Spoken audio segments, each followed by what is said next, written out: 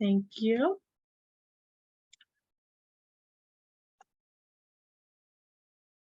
All right, I'm going to watch the chat here just to see if anyone else pops on, but welcome. Thank you for joining this morning. I'm Cami Edson with Boulder County. I think I know most of you, not quite everyone yet, so we'll do a round of introductions here shortly. But I wanted to first give a quick update on what this project is about. So when we introduce ourselves, there might be a little reference about who's joining us this morning.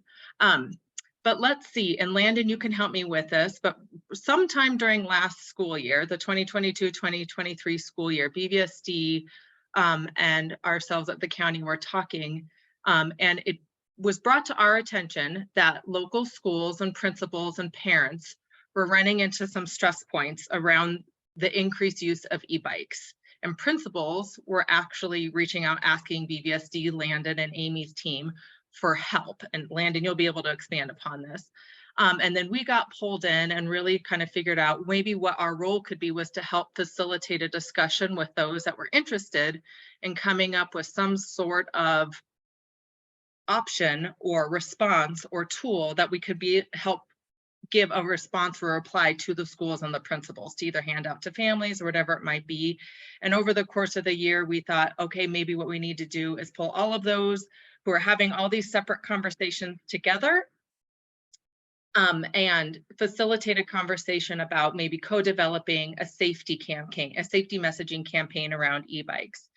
And the idea came up about the idea of developing a set of core messages, and then there could be some specific messages that could be tailored to different audience groups. So for this session, we're starting with schools, youth, families as the group that we'd kind of developed the first set of core messages.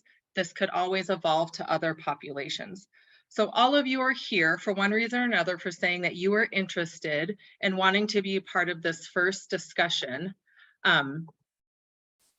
Sorry, I'm admitting some more people here, double dipping here. So I will turn it over to you to all start introducing yourselves and maybe say your agency and what brought you to the table. So Landon, I'll kick it over to you. So please add anything to kind of the quick synopsis of how we got to today. Hi, everybody. Thanks, Landon. Yeah, I think it's useful. I'll just add a little bit about the BVSD and the effort. I think you're muted, Kemi. And Landon, I was just saying you're a little choppy or quiet. Is there any way? I did pause in my thinking. That could have thrown people off. How's my voice coming through now? It's just really quiet, Landon, a little hard to hear. Okay, let me come back because it may be something to do with the settings. I'll fix it and come back. Thanks, Landon. Maybe I'll just go who I see on my screen. So Leah, then Darcy. Yeah, good morning, everyone. My name is Leah Yancey. I'm in the Sustainability Office with Boulder County.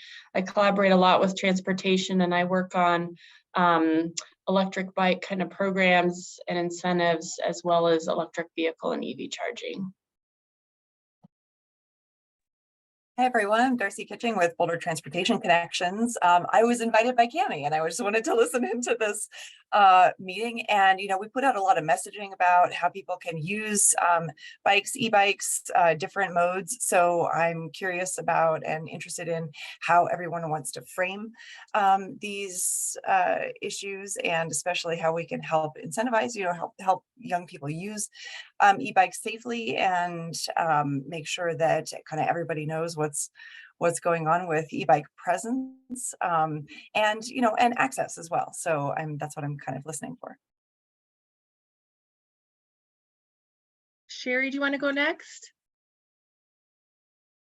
Oh, you're muted, friend. Unmuted. Okay. Okay, sorry. My name is Sherry O'Hara.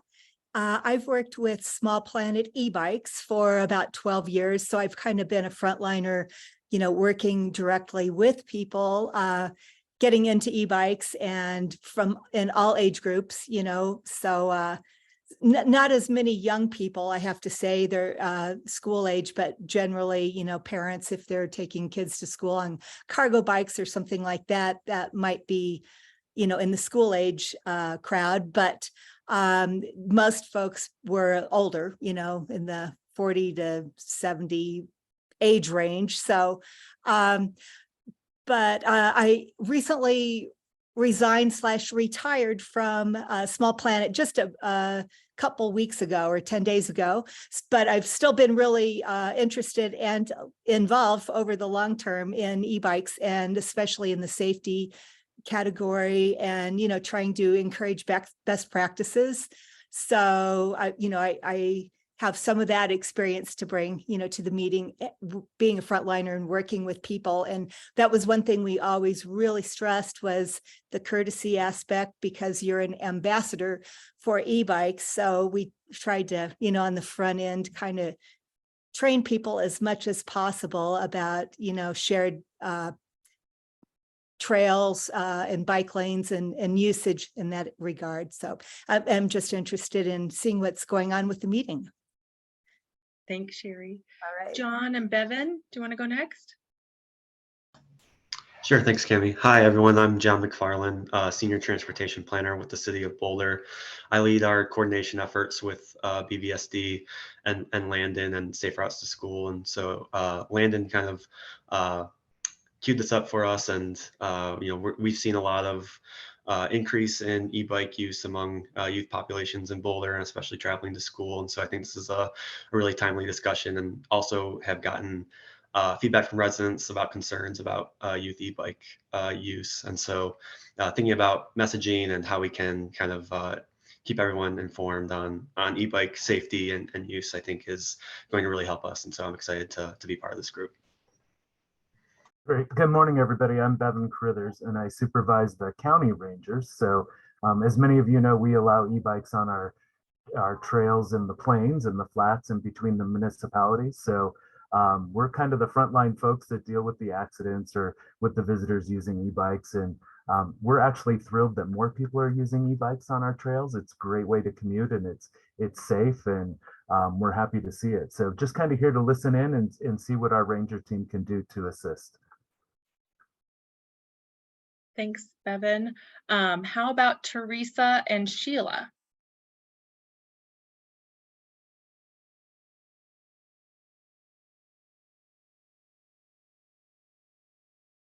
Oh, maybe we'll come. I'm sorry about that. My connection is really bad.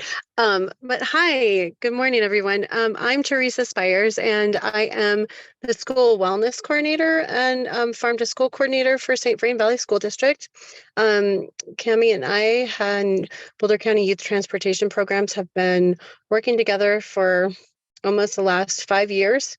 I run varied health and wellness multimodal bike ped education for our kiddos to get them biking to and from school, like within Trip Tracker or any kind of HEAL initiative program. So I'm excited to listen and see how we can partner and expand our resources together.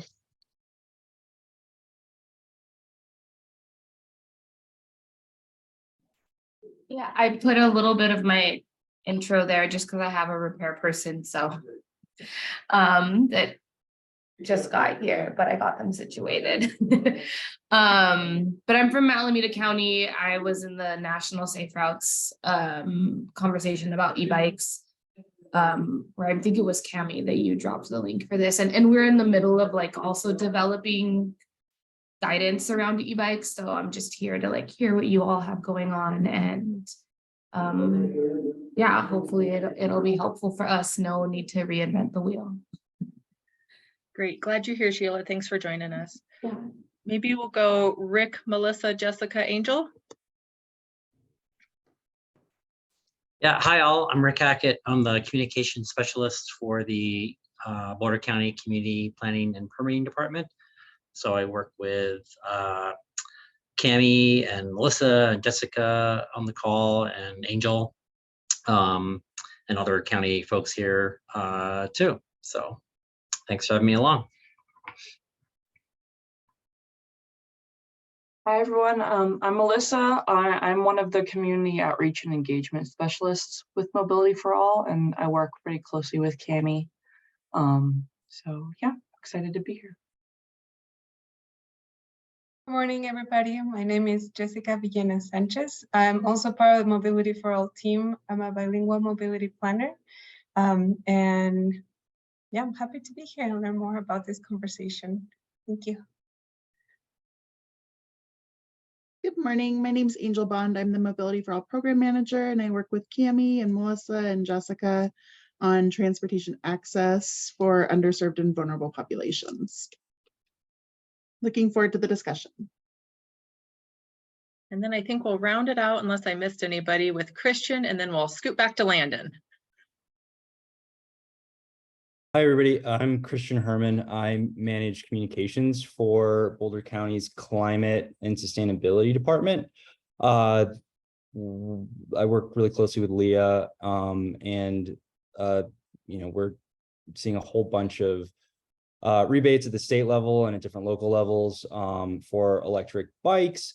And before we start doing photos and graphics and stuff, I would love to be part of this conversation around developing and seeing what health and safety communications efforts are also attached to this. So yeah, really interested to sort of listen and learn.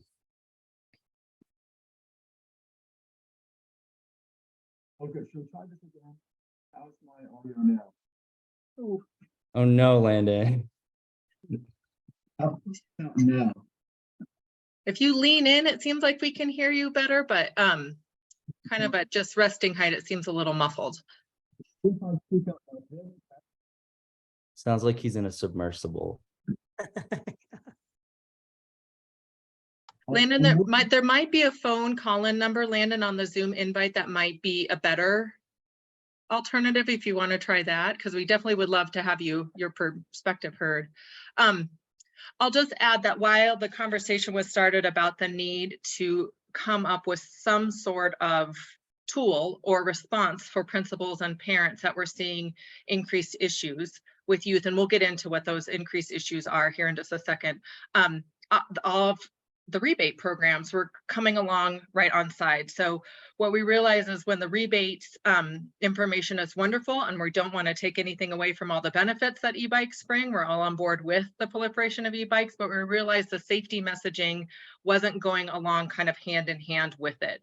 And so that's where we kind of got together this local group to say, let's see what we already know is in existence and what maybe we need to develop. And I believe Sheila mentioned about 3 weeks ago, there was a national conversation around the same topic around everyone across the country is seeing a proliferation in e-bikes and all the goodness that comes with it. But a lot of people are feeling the need that the messaging along with safe riding and etiquette and specific rules for specific groups is lacking as well in their communities. So we all got together and we'll go through sort of what came out of that meeting here shortly as well. But the timing of the rebate programs booming, as well as the need to maybe try to develop some sort of back to school response for schools and families around youth riding, just really stars aligned on let's try to get something to start with, and then this could grow into a bigger project potentially, and we'll talk about that as well. But there's some resources on the table when we get to kind of next steps and proposed plan that we can talk about to make sure everyone is aware of. So to back it up, maybe Landon or anyone from the school district or the communities, it might be nice to set the stage around what are the concerns that have been heard from parents and our principals, so everyone can kind of hear that without taking away from the benefits of e-bikes, which I think we can all agree, we know there's multiple, but we want to focus on the safety concerns that are being brought up and what might be the messaging tools we need. So if anyone has any that they'd like to share around what schools, youth, or families are bringing up around concerns, this would be a great time to share.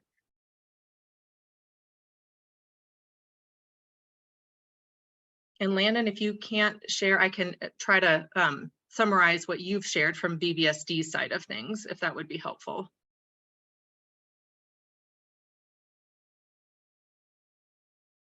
Darcy, yeah. I've heard a lot of concerns actually about young people riding class 3 e-bikes, like mopeds essentially on the paths. And we've had some conversations at BTC about this, um, about how to communicate that, that class 3 e-bikes aren't allowed on sidewalk and paths and sidewalks, I don't know. I'm interested. I'm just interested in learning more about, I mean, it seems like a lot of families are buying their students really fancy, really fast e-bikes. And I'm really curious about that. And maybe what that means for how we communicate about the use of e-bikes, where they can go safely, and, what people's responsibilities are around them. Great, thanks, Darcy. Angel. I think one thing that we've heard is that there's kind of a disconnect between what people think of like the class 1, 2, 3 and pedal assist. So for example, class 2 seems like it's less than class 3, but you don't have to have pedal assist, right? So that could mean that it could be easier to get out of control, like when you're just using it basically as like a little motorcycle, right? So I think just awareness around like class 2 doesn't necessarily mean safer than class 3. Great, thank you.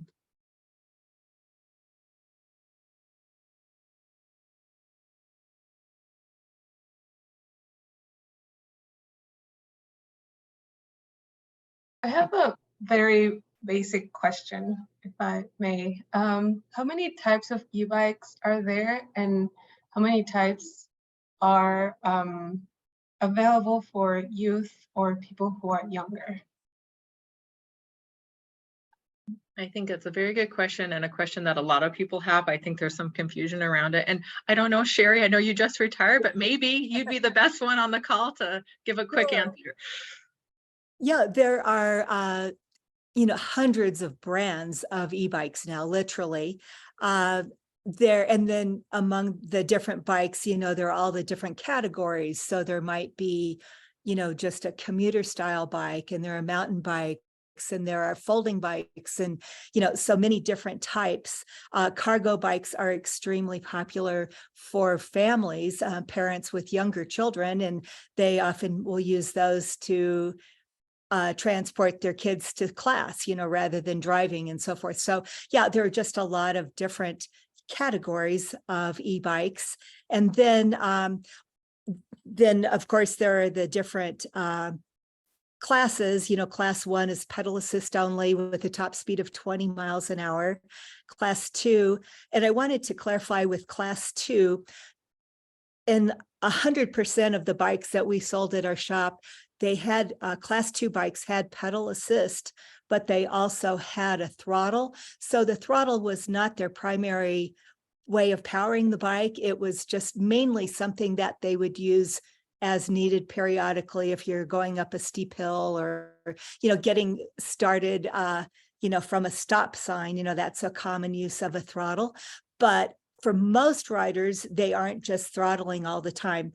However, I will say sometimes with youth, if it has a throttle, they tend to throttle more than adults. And I think that's because of the thrill of, they've been riding just a bike their whole life, and, they've not driven a car, done anything with a motor. And so there's that youthful thrill you get. And so I tend to see a lot more kids, if it's a class 2 bike, they might be throttling more than pedaling, but they don't, they're less conscious of getting exercise too. Maybe they've already gone to soccer practice and they don't really need the exercise, so they're just using it for mobility. I don't know all the reasons, but to also get to the class 3, technically, I don't know if this is a steadfast rule all over the US or anything, but there's been kind of a loose rule that you needed to be age 16 or older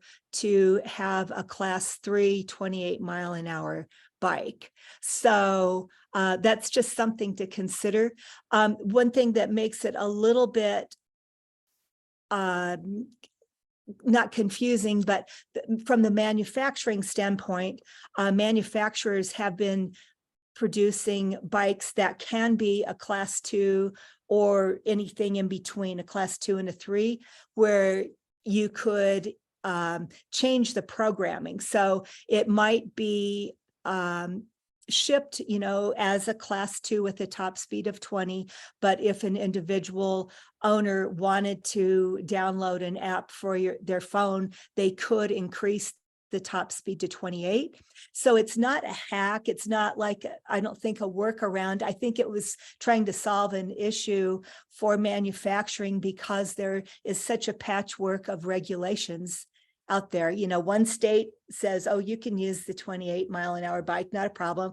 Another in a country might, everybody has 28-mile-an-hour bikes, and then another place they're limited at 20. So, there's quite a patchwork. So there's also the manufacturing side. They're trying to figure out how to efficiently produce bikes. So anyway, hopefully that gives you a little perspective.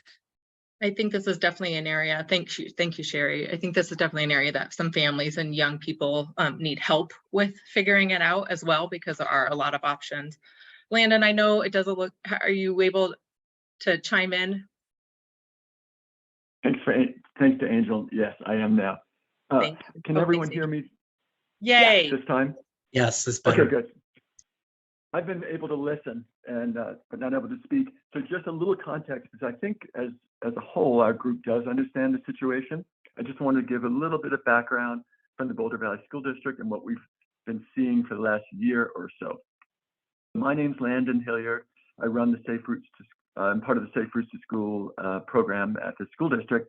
Our whole mission is to shift modes from auto-centric to active travel to school. So as you can imagine, an electric bike is a bonanza for this kind of work. At the same time, to balance that, there are some safety concerns that you all are aware of. So beginning, I guess, last fall, 2022, I got a number of phone calls from principals talking about these renegade middle schoolers who are riding basically motorcycles at fast pace, sometimes without helmets, sometimes loaded up with 3 or 4, riding across the grass, real kind of, difficult behaviors to control.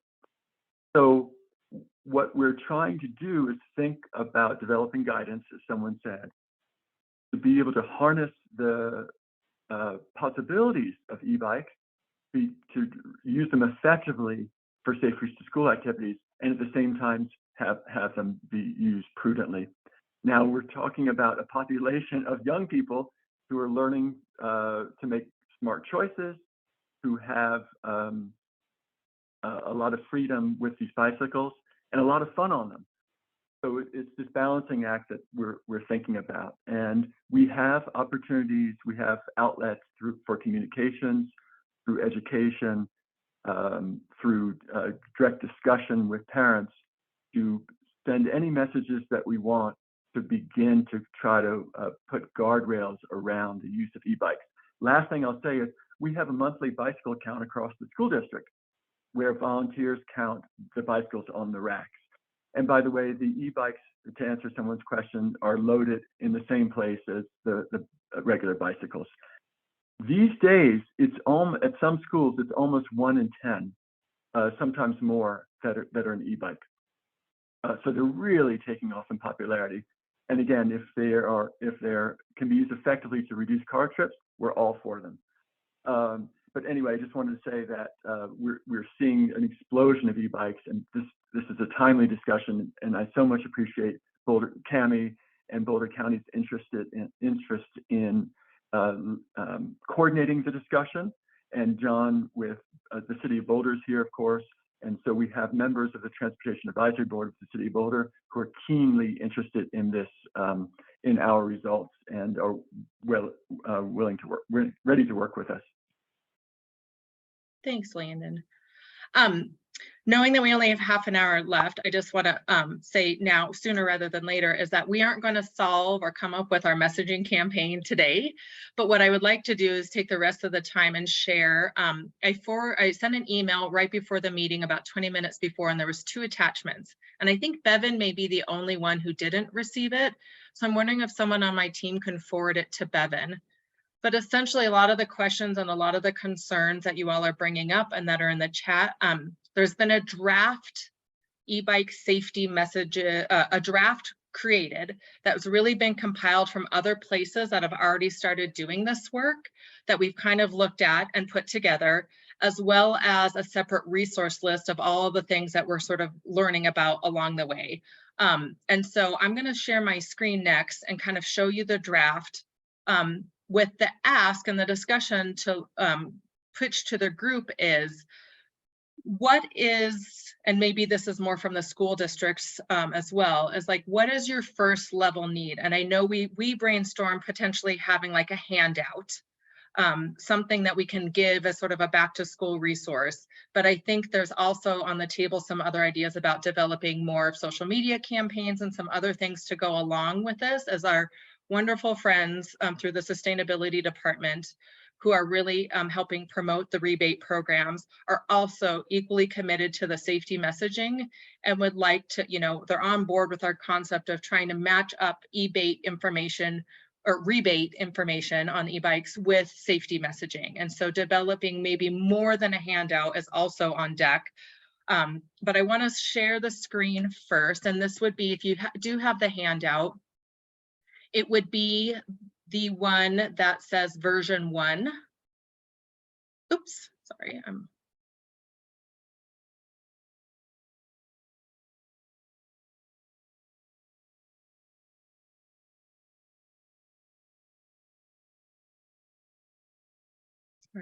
having a little trouble with my screen share. Just a second. If you get the right document pulled up. There we go. But on why I'm getting it pulled up, on the version 1, if you all are seeing it here, there is a draft of core messages that could be for any e-bicyclist. There is a section about maybe specific laws that are either for everyone or for youth and families or schools to know about. There's a section kind of around the common courtesies, as well as then just a section that is truly specific just for youth and families. So these are all of the things that seem to be common among what other places have already shared or have already created, and the sort of the basics that seem to be across the board agreed upon by other people as kind of best practice messages. We wanted to talk about what locally do we want to have as our kind of batch of messages. And unfortunately, our friends from Community Cycles aren't on the call today, but they, I think, are definitely going to be a part of this conversation. And they have a wonderful e-bike hub already full of lots of information, as well as some other places across the country. But is everyone able to see the draft either on their own screen or on my shared screen at this point? Yes. Oh, good. It finally popped through. There was a bit of a delay. Okay, good. So like I mentioned, there's a set of core messages, a set of laws, proposed laws that might be of most relevance. The Colorado safety stop law. Someone brought up the, I think it was you, Sherry, about 16-year-olds with the class 3 sort of qualification. And this is where Bevan, it might be nice to make sure that whatever is allowed or isn't allowed on the trails is something that might ultimately be included. But in yellow are some of the things that we thought might be worthy of further discussion. Might not get to it today, but want to make sure that it's correct information. As well as talking to our community bike shop partners like Sherry and Community Cycles around what are the common courtesies that are discussed among bicyclists or shared or just or maybe reinforced when people do purchase bikes. And then the last part is, this might be, let me put it down so it's a little easier to read, is suggested recommendations for school and school leaders. And I saw someone put in the chat, you know, are there places where kids are allowed to not use, because it's this throttling piece or the pedal assist where they're not sounding like they're able to stop very carefully, and sort of there's more bike pedestrian interaction, some crashes happening. And so there's some suggested language down here around maybe saying that pedal assists or e-bikes need to be, you know, walked only. Once you hit school property, you dismount and you walk your bike in, so there's not throttling or pedal assist or the e-bike use all the way up to the bike racks. So there's a lot here. And like I said, we're not going to necessarily be able to decipher it all today, but wanted to just at least point out that I'm going to propose we have a follow-up meeting for those who really want to dig into messaging, that once we've had a chance to look at all of these and maybe compile some additional resources, whether it's all of us or a smaller group can really start fine-tuning what these messages might be, if getting an initial handout or initial core batch of messages is the desire and still feels helpful, especially to the school districts who reached out and asked for the help. Darcy, yes.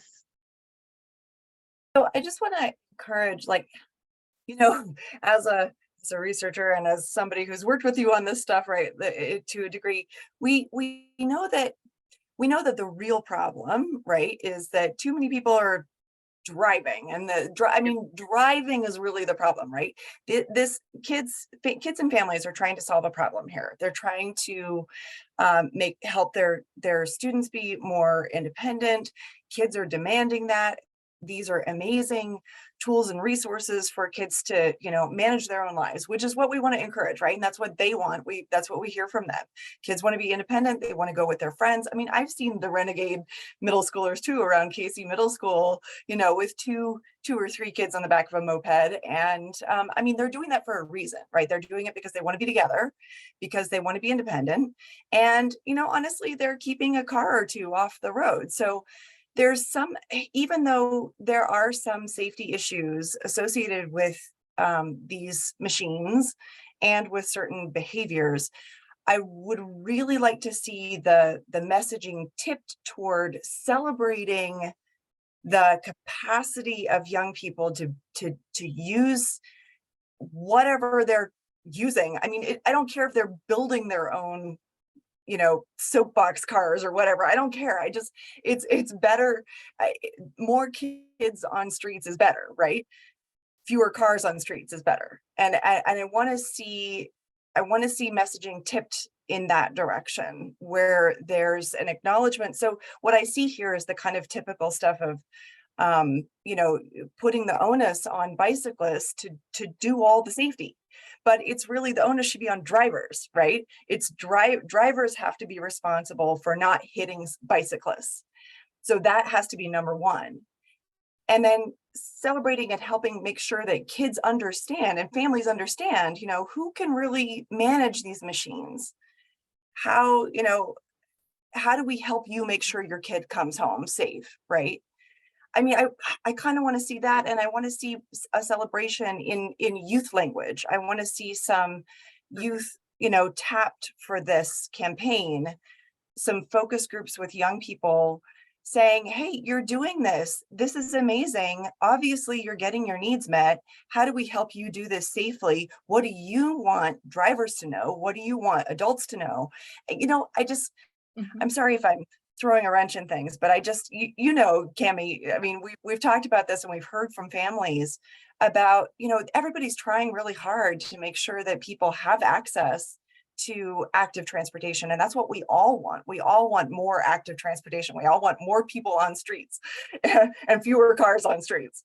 So if we can just kind of flip it, you know, in that way, I mean, I know that the kind of the safe routes to school stuff does still tend to put the onus on the active travelers to be the safe, you know, the safety watchers, but really we've got to do it the other way around. Otherwise it's just going to keep being a problem. I don't know, my 2 cents.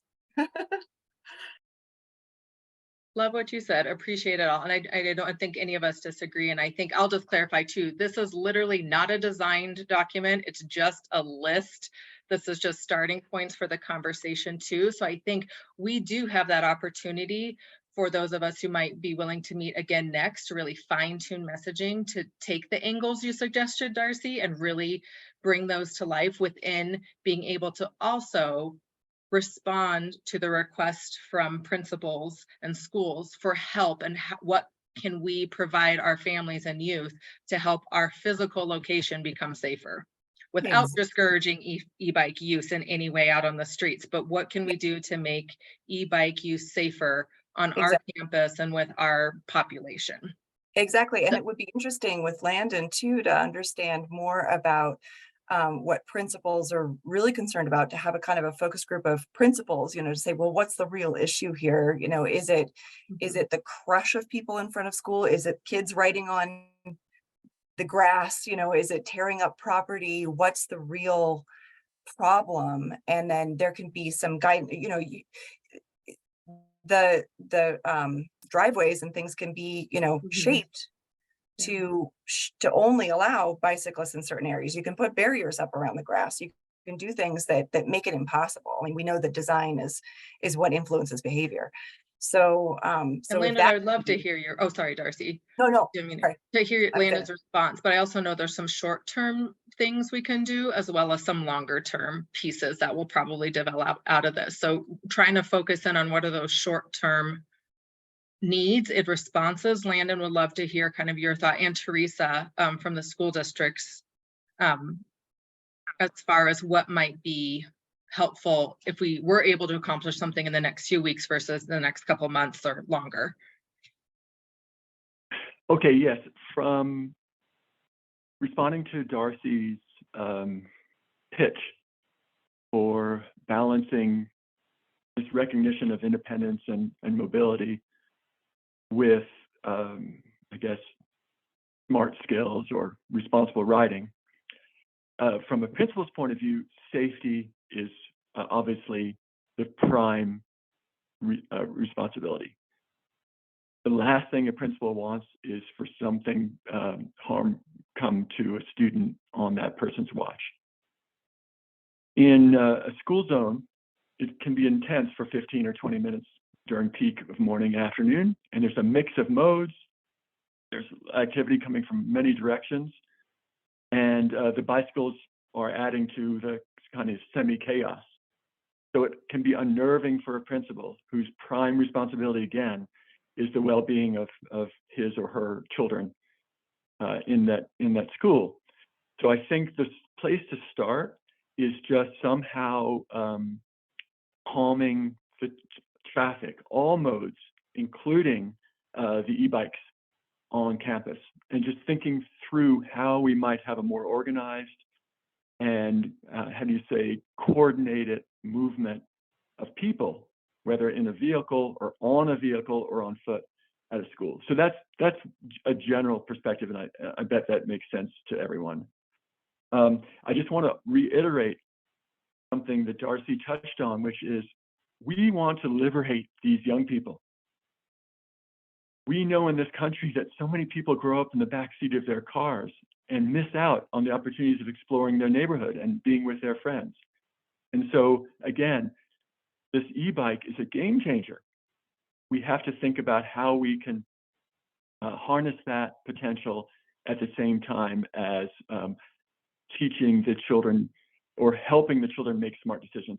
So rather than wagging our fingers, and again, this is back to what Darcy said, and laying out punishments, all the no's, how can we think through as adults what we might expect of these young people to operate these machines responsibly? I hope that's helpful for perspective. Yeah. Go for it, Yeah, I had, as you were speaking, it made me think of, in high school having driver's ed classes, maybe having seminars 3 times every semester or something, for e-bike users at the school, and maybe inviting regular cyclists also, but just having a whole session on transportation, and especially during the rush hour at school, possibly having dismount zone hours, every day when people are arriving and when they're leaving, and just have that be a standard thing. This is a dismount area. That's common in downtowns and wherever there are a lot of pedestrians. So where they would just accept it, get used to it. That's just what you do, especially at certain times of the day, maybe not after school or on the weekends or whatever. But that came to mind. But also, I'm just thinking having more transportation safety classes for students as part of kind of a curriculum, because that's what you do your entire life. It's a real skill set. And there are so many mobility options nowadays, just having that discussion and not just leaving it to, for cars, learning how to get your driver's license and so forth. Great ideas across the board. And I'm sorry if I'm missing someone else's hands up. I just shared why Sherry was talking about. We've started to compile resources that are either local or national around some of the great ideas that you all are bringing up. So I wanted to share that. That's the second attachment. Is that there are some local education and messaging community cycles, Bicycle Colorado. I saw Small Planet, your website was under construction. There might be others. And so I want to share this afterwards so we can start compiling. But there are video curricula already available from other places that we could look at. League of American Bicyclists has already added to their quick guidebooks and whole e-bike section and sections for use. So there's some great resources out there. I wanted to point out this one that I'm highlighting here. The Safe Routes Google Doc, I was mentioning about a month ago, there was a national group that came together and compiled resources. There was 18 breakout groups. It was so big, and every group has compiled resources. I have not been able to go through and summarize that yet. So that's what I'm going to propose, is those who want to continue on kind of shuffling through what felt like not a whole lot of information at the beginning when we started asking around, is now a lot of information that we could potentially use and not reinvent the wheel. Is to go through this Google Doc and the others, and there's tons of research articles and other things that aren't on here. Landon, I know, shared one right before the meeting. But that's kind of the next step proposal, is to look at some of these great ideas and more details that some of you have mentioned, and look at the places that have already pulled some of them together so we can benefit and not start from scratch on whether it's developing our own handout, our own messaging campaign, our own social media campaign, whatever it might be. There's a lot of great examples already out there. And Landon, I see your hand is up.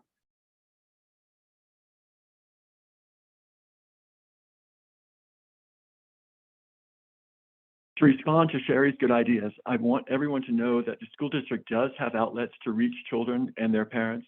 And keep in mind that for a lot of young people, it's the parents who are the decision makers. And so our audience is both youth and grown-ups. The school district has a bicycle education program where we go to PE classes over 3 or 4 hours of class time and teach bicycling skills. We can easily add a module for e-bikes. In fact, PE teachers are asking for that. The other place where we can reach children is directly with assemblies. The principals have invited transportation staff to speak either for a dedicated assembly or just for 5 minutes with something happening. Another place, of course, that's come up are the flyers, where parent volunteers or staff can hand out little pieces of paper about our messages. But I'd like to ask the group, as parents, what would be the effective ways for you to receive the messages from the school district and possibly from the county and the cities to get this message across? And one idea, of course, is that we have a multi-tiered approach. We do it at the school level, we do it at the family level, and we go all the way up to the city, municipal, and county level, maybe with something like a public awareness campaign, even at the state level with CDOT and Bicycle Colorado. Anyway, I think the outlets, the communication outlets are there. Let's think through how we want to best use them.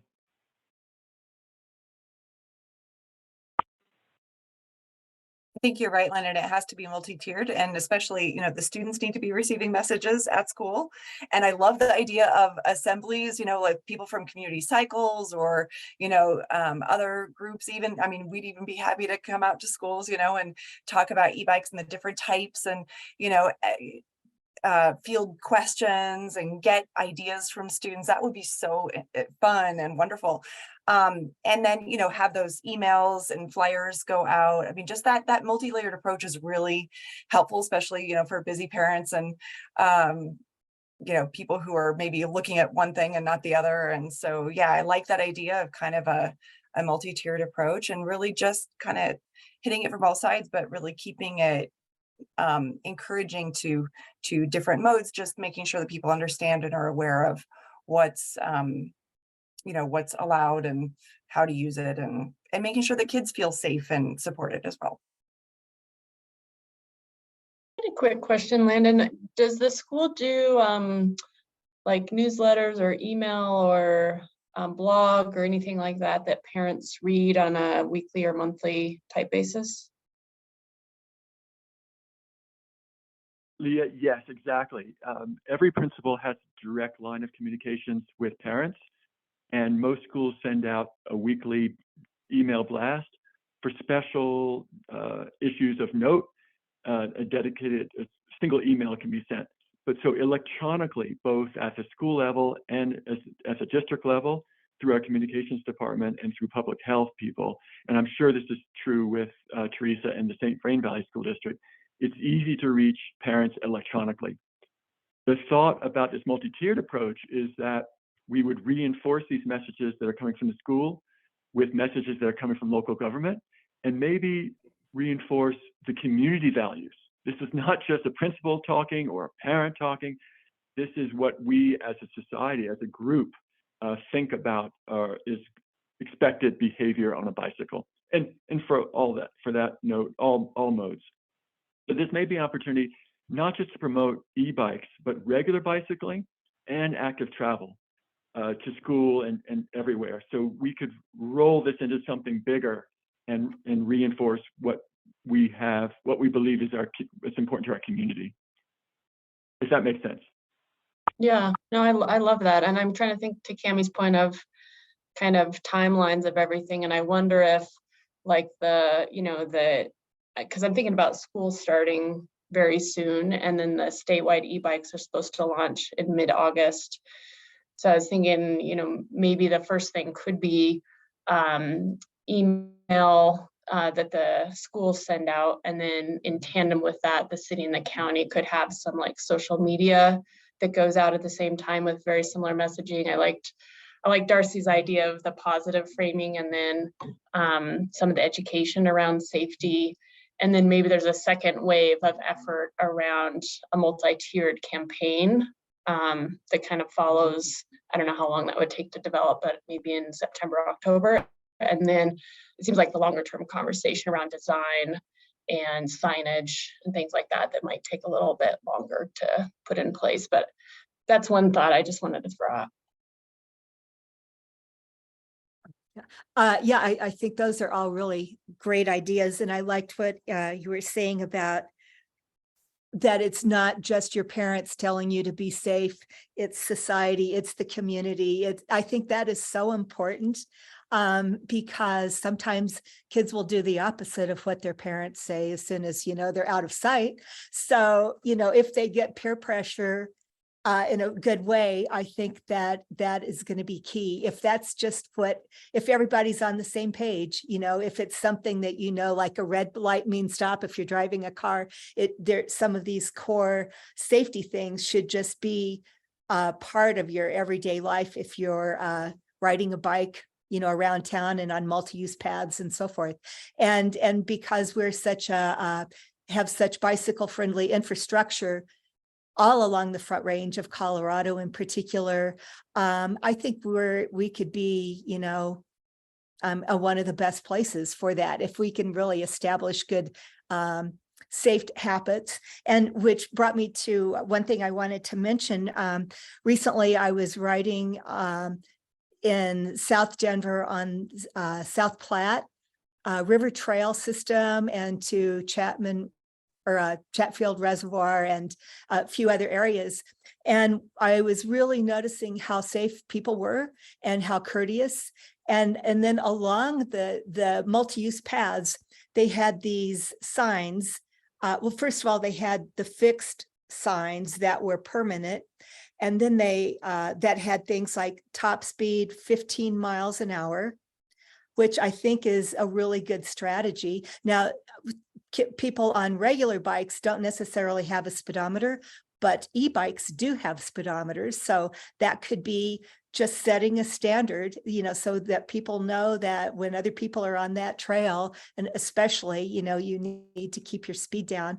And then, so they had maps and they had a lot of great signage. But the one thing that stood out to me was they had like more of the temporary, almost like a yard sign, with wires sticking in the ground, but along the trail and especially at intersections to reach the most people. And it would say like, 3 or 4 messages, brief, but, cyclist, call out your pass, ring your bell, and slow down, 3 things for safe passing. And it was noticeable. I mean, people were really doing it. And then there were a couple of other messages as well. But I think some people know to do that. A lot of people do not know to do that. And they just have their headphones on and they just fly by pedestrians, on a bike, whether they're on a traditional acoustic bike or they're on an e-bike. Some people do that. But if you tell them, slow down, ring your bell if you've got it, and say passing on your left, and then maybe thank you afterwards, and just set the standard of how to ride courteously and share the path. It can make a difference, and everybody keeps that are the people that need to know that message are able to see it because they ride on those paths multiple times a day or week or whatever. Thanks, Sherry. I love the idea of the simple messaging. I think it's important. Let's go to Sheila, and then let's spend the rest of our time just kind of talking about next steps, because I want to respect trying to get everybody out of here on time.